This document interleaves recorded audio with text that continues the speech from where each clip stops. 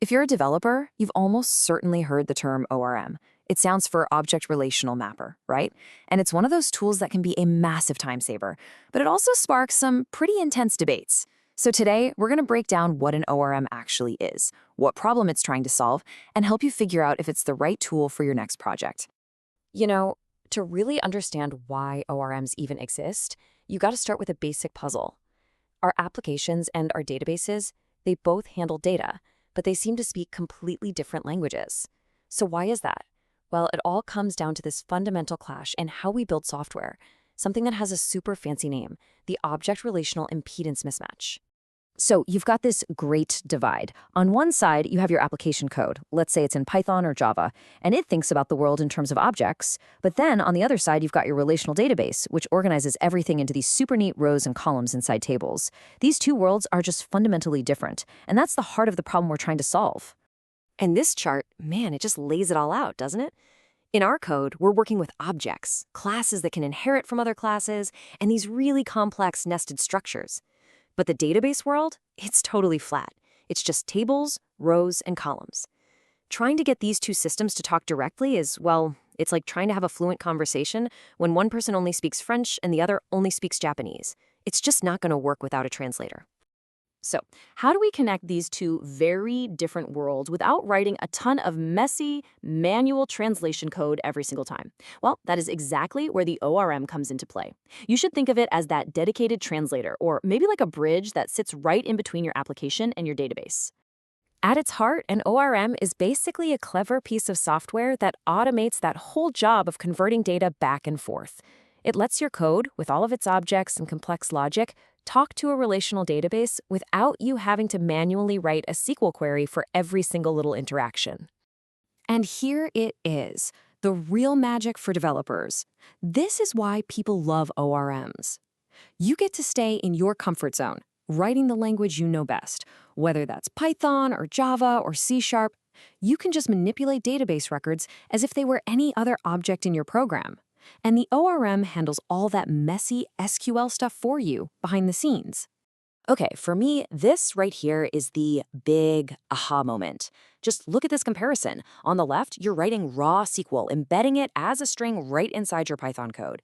Now, it works, for sure, but it can be clunky, and it opens you up to huge security risks like SQL injection if you're not careful. But now look at the right, using an ORM like SQL Alchemy. The code is just clean. It's pure Python. It's safer. It's way more readable, and it just makes more sense. You aren't writing a query. You're just updating a property on a booking object. It's so much more intuitive. So how does all this magic actually happen under the hood? Well, ORMs generally use one of two main strategies, or patterns, to do this mapping from your objects to the database tables. Let's do a real quick dive into those. So the two big approaches are active record and data mapper. You can think of active record as the simple, straightforward path. One class in your code maps directly to one table in the database. Super simple, really tightly coupled, and fantastic for getting up and running fast. Now, data mapper is a bit different. It's more like having a dedicated middleman. It creates a separation layer, so your code's objects don't even need to know that a database exists. This gives you a ton more flexibility for really complex projects. But yeah, it does take a little more work to set up. Okay, so an ORM sounds pretty amazing, right? But it's not the only way to talk to a database. In fact, some hardcore developers will argue that ORMs are an anti-pattern because they hide too much of what's going on. At the end of the day, an ORM is a tool, and like any tool, it comes with trade-offs. You could also write raw SQL yourself, or use something in the middle called a query builder. And this table just nails the breakdown. With an ORM, you get incredible developer speed and great built-in security, but you're giving up some of that fine-tuned control over performance. Raw SQL, it's the exact opposite. You have absolute control, you can squeeze every last drop of performance out of your queries, but it's slower to write, and you are 100% responsible for security. And then there's the query builder, right there in the middle. It's often a great compromise, giving you a lot more flexibility than an ORM without making you write every single SQL command by hand. The whole concept of an ORM is so darn useful that you'll find them in pretty much every major programming language out there. So let's take a quick tour and look at some of the most popular ones you might run into. Yeah, chances are, if you've ever used a web framework, you've used one of these without even thinking about it.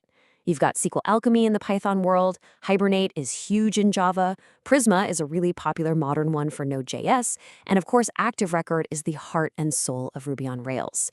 These tools are absolutely everywhere, and for good reason. And here's just a quick peek at the documentation for a classic, SQL Alchemy. I mean, the tagline says it all, right? Mapping Python to databases.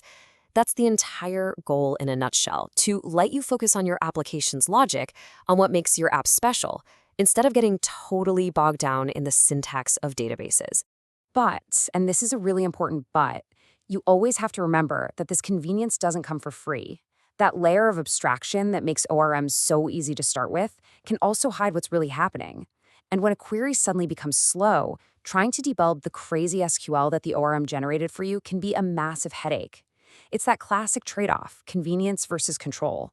So that brings us right to the final and most crucial question you should be asking yourself.